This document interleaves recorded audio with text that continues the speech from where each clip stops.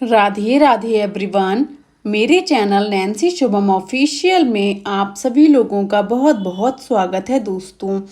आज की इस वीडियो में मैं आपको सुनाने जा रही हूँ जीतिया जीवित पुत्र का व्रत की पौराणिक कथा, चील तथा सियारन की कथा।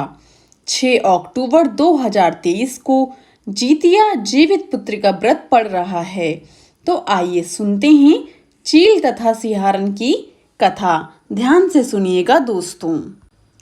प्राचीन समय की बात है। नर्मदा नदी के किनारे एक राज्य था। उस राज्य का नाम कांचनबटी था। उस राज्य में एक राजा राज करते थे जिनका नाम मलय केतु था। उसी नर्मदा नदी के एक दिशा में मरुभूमि था। उस मरुभूमि में ही एक विशाल पाकड़ का पेड़ था। उसी पाकड़ पर एक चील रहता था। उसी पेड़ के नीचे एक बड़े धौधेर या बाड़ा सा होल था जिसमें एक सियार भी रहता था। दोनों में बहुत ही घनिष्ठ मित्रता थी।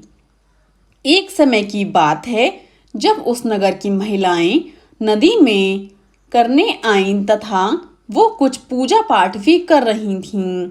इन महिलाओं को देख चील ने सियार से पूछा कि नगर की सारी महिलाएं आज एक साथ नदी में स्नान करने को क्यों एकत्रित हुई हैं।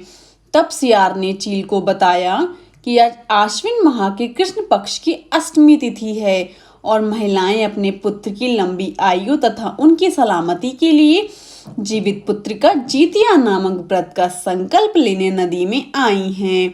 इस बात को सुन चील ने कहा, क्या हम भी ये व्रत रख सकते हैं? तो सियार ने बोला, क्यों नहीं।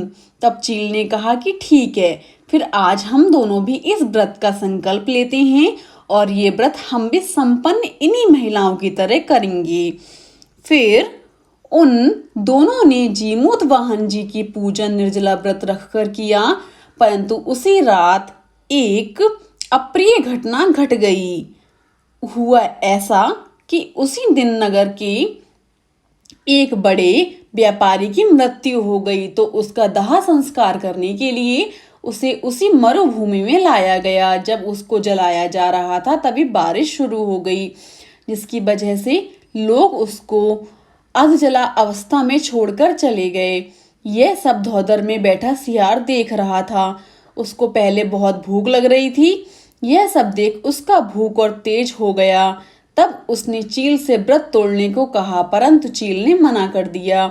कुछ देर बाद फिर सियार ने चील को आवाज देकर कहा, परंतु ऊपर से कोई आवाज नहीं आई। तो सियार को लगा कि वह सो गई है।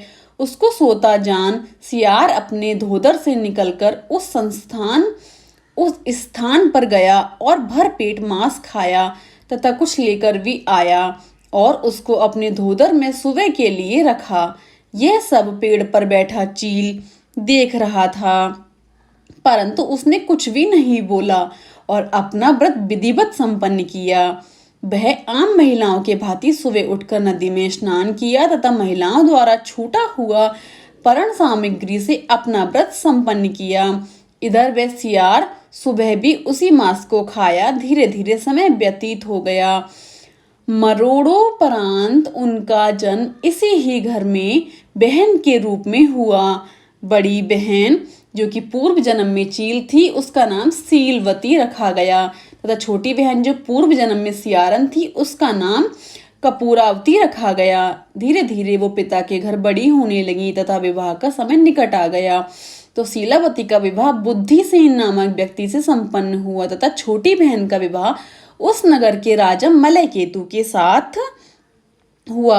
सीलावती को पूर्व जन्म में किए गए व्रत के प्रभाव के साथ पुत्र रत्न प्राप्त हुआ तथा कपूरावती के संतान पूर्व कर्म के कारण जन्म लेने मृत्यु को प्राप्त हुआ। इधर बड़ी बहन के सतो पुत्र समय के साथ बड़े हुए और छोटी बहन के ही राज दरबार में नौकरी करने लगे, जिससे ईर्ष्या में भरकर रानी कपूरावती ने अपनी पति की सहमति से बहन के सातों पुत्रों का सर कटवाकर 7 थाल में लाल कपड़ों में लपेटकर सिलवाती को भिजवाया और वो बहुत खुश हुई।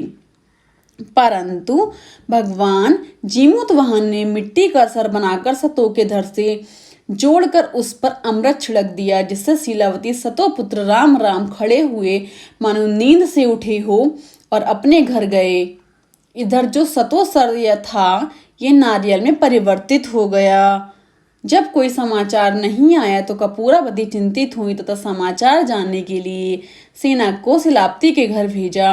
वहां सब ठीक देखकर कपूरावती को आकर सब बताया। तब उन्हें रहा नहीं गया और अपनी बहन के घर जाकर देखा और पूछा कि आपने ऐसा कौन सा व्रत या कर्म किया जिससे आपके सारे संतान जीवित हैं। और अपने किए पर मन ही मन पछता रही थी वो।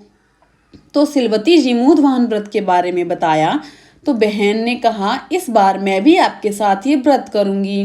व्रत का दिन आया तो शीलावती ने अपनी बहन को उसी नदी के किनारे ले गई और पाकड़ के वृक्ष को दिखाकर पूर्व जन्म का वृतांत सुनाया, जिसको सुन वह मूर्छित हो गई तथा वहीं तत्काल मृत्यु हो गई।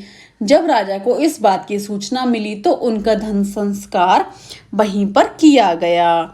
तो दोस्तों ये थी हमारी जीतिया जीवित पुत्रिका व्रत की कथा, चील तथा सियारन की कथा। अगर आपको मेरी यह कथा पसंद आई हो तो मेरे चैनल को लाइक शेयर एंड सब्सक्राइब जरूर कीजिएगा and also press the bell icon ताकि मेरी कोई भी वीडियो आए आपको नोटिफिकेशन तुरंत मिल जाए। राधे राधे एवरीवन।